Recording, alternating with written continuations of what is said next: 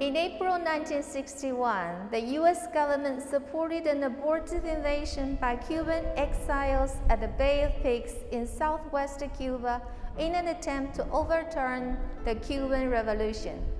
After days of fierce combat, the Cuban people emerged victoriously.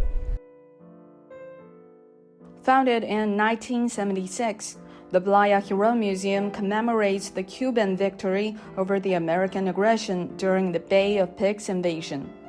More than 1,000 items, including weapons, photos, and documents, are exhibited here. The Bay of Pigs invasion was a key part of the history of tense ties between Havana and Washington. In fact, for decades, the United States has been interfering in Cuba's internal affairs, violating human rights through unilateral embargo and inflicting untold suffering on the Cuban people. 74-year-old Nemesia Rodriguez is a victim of the U.S. culture of war.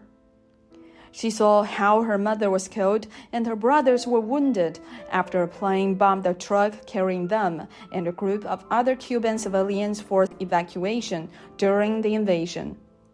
A pair of white shoes Nemesia was carrying with her during the invasion are exhibited at Playa Girón Museum as a reminder of the bloody confrontation. At the time of the invasion, I did not know what an invasion was, nor what a war was, but now I realize how the war arose and the abuse of the unfortunate and all those things that ended people's lives. The Bay of Pigs invasion was executed by some 1,500 exiled Cubans, paid by the U.S. government. After 3 days of fierce combat, which left some 150 deaths on the Cuban side and 300 on the mercenary side, the Cuban people emerged victoriously. We have the photos with which we explain to our visitors all the transformation the revolution has brought. And you can see all the preparation of the mercenaries, the 1,500 men who did preparation in 13 military bases in Central America. Precisely maintaining that hostile policy of interference, domination and manipulation in other nations, the United States violates all the human rights people may have. When military intervention became increasingly unacceptable by the international community, the United States turned to economic sanctions. In 1962, the United States launched a trade embargo against Cuba that grew into a full-on blockade of the island nation. The embargo was tightened by former U.S. President Donald Trump, who put in place 243 further measures. The decades-long U.S. blockade has caused great harm to the Cuban people, violating their fundamental human rights, including the rights to food, health, and education, as well as their rights to survival and development. The U.S. blockade affects the communication with our overseas relatives and their travels to the island. In addition, remittances that Cuban Americans send to their families in Cuba have been affected because they have to pay more for the service they get. We are also experiencing the lack of medicines.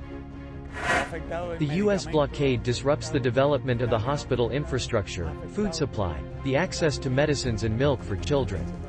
Senior citizens have been particularly affected.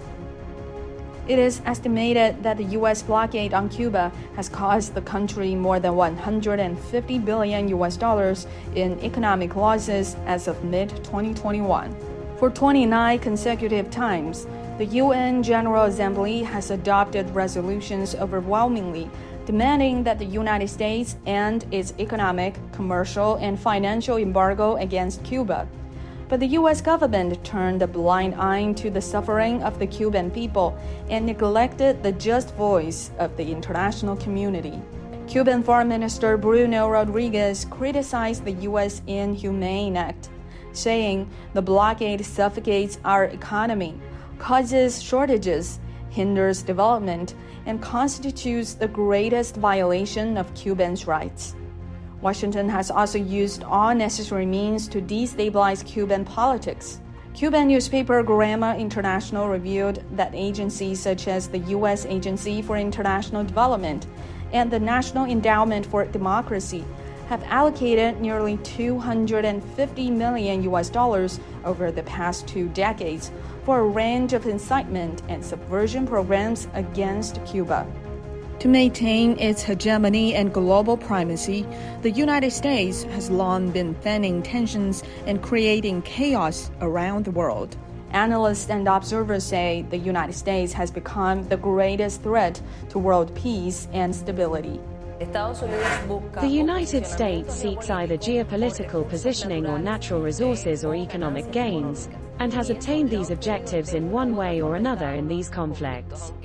In the end, it serves the purposes of them to later impose a political system of agreements or interests, with which they can negotiate for themselves to always benefit in one way or another.